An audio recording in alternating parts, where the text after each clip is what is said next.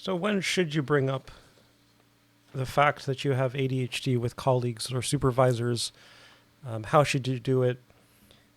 I want to be very clear that this is just this is just what I happen to have done. If you want to do something else, it doesn't mean I disagree with that. This is just, yeah, I'll just share my thoughts, and please understand that I'm not, there's no subtle disparaging of anything else that you might choose to do. So personally, again, one person's perspective is that I haven't found a reason to bring up ADHD, generally speaking, to supervisors or colleagues, by and large. And it's mostly because there's not much they can do about it. If there was a specific situation where a supervisor maybe knew something about how they could help someone with ADHD, or if you know somehow, like if I don't know, if you happen to work with me and you know that I'm very open about ADHD, then yeah, you could bring it up with me. But in a vacuum, if I don't know that part of the person I'm talking to, then I'm probably not going to bring it up. And it's not necessarily out of shame or embarrassment. It's mostly, by and large, it's because they can't really do much about it. When I figure out how to navigate everything with my ADHD, it comes back to medication. It comes back to my psychiatrist, my therapist.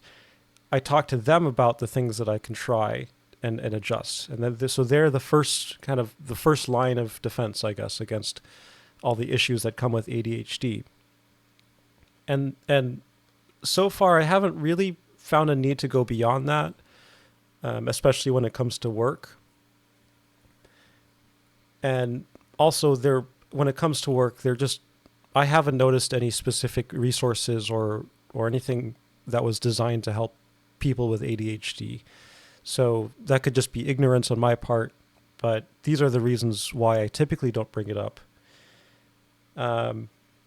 If it does come up, I will be very open about it, especially if the person I'm talking to, if I have a more personal rapport with them, if I know that through some conversations with them that they understand mental health.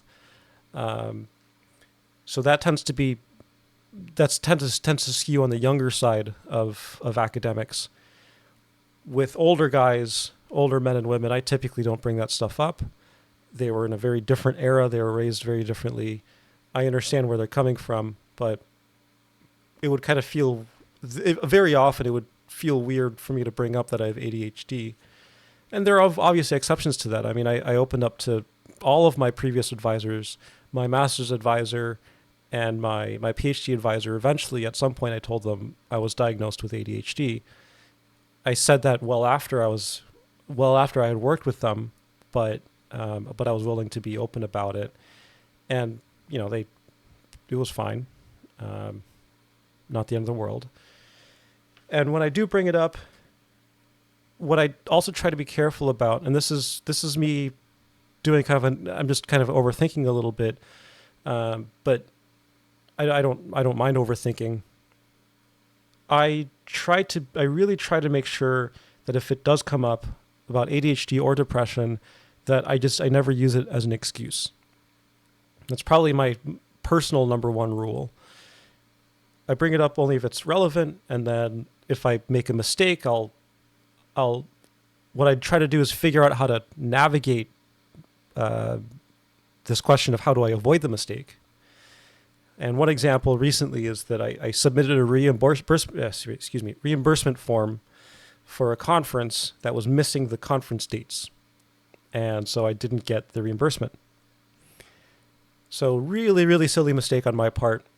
It's just such a drag for me to double check forms. I don't know what it is about it, but I absolutely hate doing it.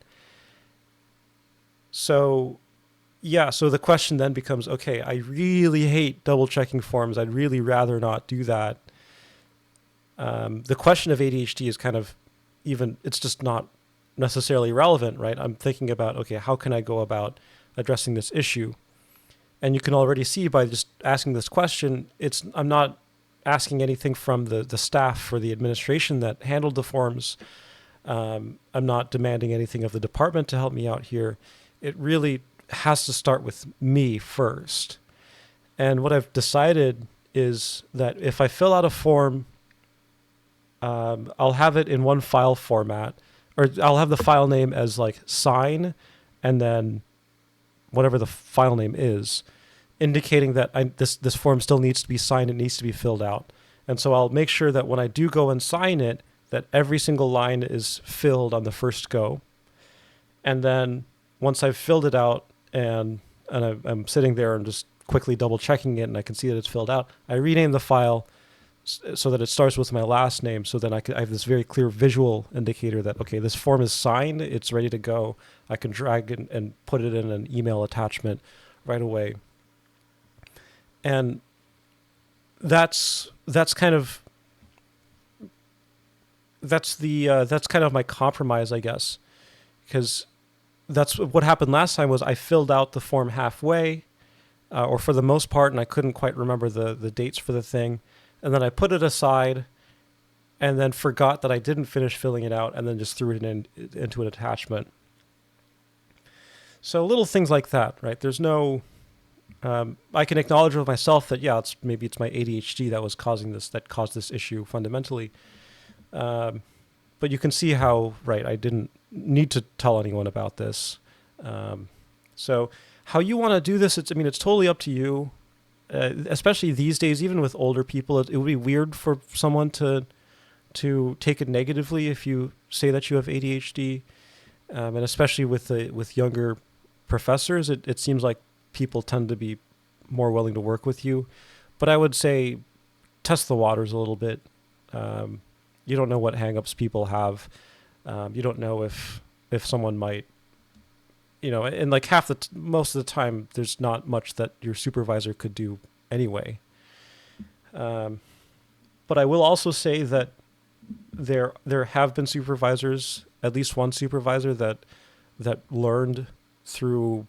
I did some other YouTube talk thing that was for like a high school group that my PhD advisor, one of my postdoc advisors found, and he was actually very happy to hear about that, and he was very forthcoming. And there were times when, with a paper revision, he was willing to do actually a lot of the work when I was starting to really struggle to start that revision.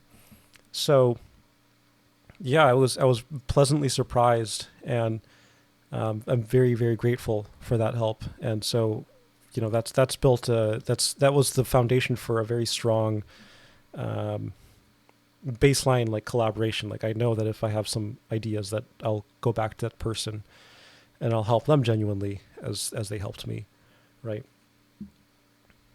So yeah, it's one of those things that, like, play it by ear, trust your gut, really no wrong answers, and then be prepared for those rare cases where because it might happen that someone takes it kind of negatively and maybe looks down on you.